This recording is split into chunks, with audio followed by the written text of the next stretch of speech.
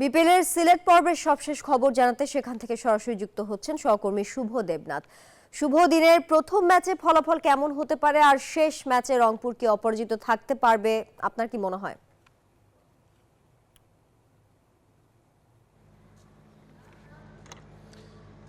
তানিয়া, ধন্যবাদ আপনাকে। শুভ সকাল। সিলেট পর্ব আজ দিনই শেষ হচ্ছে, তবে সিলেট পর্বের সবচেয়ে উল্লেখযোগ্য বিষয়টি ছিল লিটন দাসের ব্যাটিং, সাব্বির রহমানের জ্বলে ওঠা, সেসব মিলে কিন্তু সিলেট পর্ব জ্বলে উঠেছিল। বাইরে আমরা দেখেছিলাম দর্শকদের আগ্রহ, টিকিট নিয়ে একটি হাহাকার চলেছে, সেটি কিন্তু দুর্দান্ত বলতে হবে। দিনের দ্বিতীয় ম্যাচে রংপুর কিন্তু এবারে আসলে হট ফেভারিট। তারা এবারে আসলে অন্যতম শক্তিশালী দল, তারা বরিশালকে হারিয়েছে, সেই কারণে তারা কাগজে কলমে এগিয়ে থাকবে এবং জয়ের জন্য তারা মাঠে নামবে।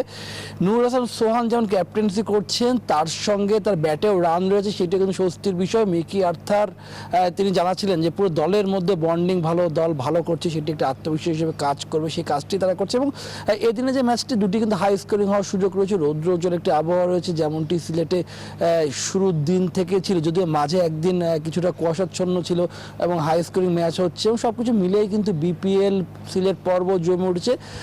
এদিন সিলেট পর্ব শেষে বিপিএল ফিরছে চট্টগ্রামে, সেখানে কিন্তু একাধিক ম্যাচ রয়েছে। তবে বিপিএল যে ঘিরে সবচেয়ে বেশি যে আলোচনা হচ্ছে সেটি হচ্ছে সে আমির হামজা নো বল, সেটি নিয়েও বিসিবি গভর্নিং কমিটি থেকে কথা বলা হচ্ছে। তিনি বলেছেন যে সব কিছু পর্যবেক্ষণ করা হচ্ছে এবং আকসুর সঙ্গে নিয়মিত যোগাযোগ রাখা হচ্ছে, সেই সব তোলার চেষ্টা করছে। এবং ঢাকার যে জয় এবং সেখানে লিটন দাসের ব্যাটিং, তানজিদ তামিমের সেঞ্চুরি, সব কিছু মিলে গতকাল যে 8টা ম্যাচ হয়েছে সেদিন রেকর্ডের ম্যাচ ছিল এবং বিপিএল ইতিহাসে সর্বোচ্চ রান, বিপিএলের ইতিহাসের সর্বোচ্চ পার্টনারশিপ এবং বিপিএল ইতিহাসে এক ইনিংসে 2টি সেঞ্চুরি, সব কিছু কিন্তু গতকালকে ম্যাচে দেখা গিয়েছে। তানিয়া, এই ছিল সিলেট থেকে আমার কাছে এখন পর্যন্ত সর্বশেষ।